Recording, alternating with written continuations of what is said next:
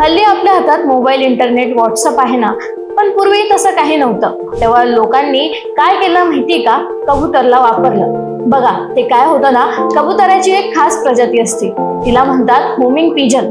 याचं काम असतं जिथून सोडलं तिथून सरळ घरी परत येणं.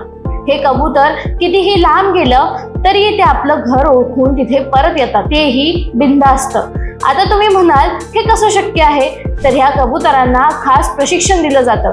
सुरुवातीला थोडं अंतर, मग जरा जास्त, असं करत करत त्यांना शिकवलं जातं. हे कबूतर सूर्याची दिशा, वाऱ्याचा वास आणि अगदी पृथ्वीचं अचुंबकीय क्षेत्र वापरून आपली वाट शोधतात. म्हणजे त्यांचा नैसर्गिक GPS आहे.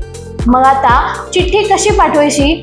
तर हे कबूतर एक मार्गी जातं, म्हणजे फक्त घरी परत येतं. म्हणून प्रत्येक ठिकाणी कबूतर आधीच पोहोचलेलं असावं लागायचं. युद्धाच्या वेळी, म्हणजे अगदी दुसऱ्या महायुद्धात सुद्धा या कबुतरांनी गुप्त माहिती पोहोचवली. कित्येक सैनिकांचे जीवही वाचवले. तर असं आहे कबूतर, एक छोटासा पक्षी, पण त्याचं काम मोठं.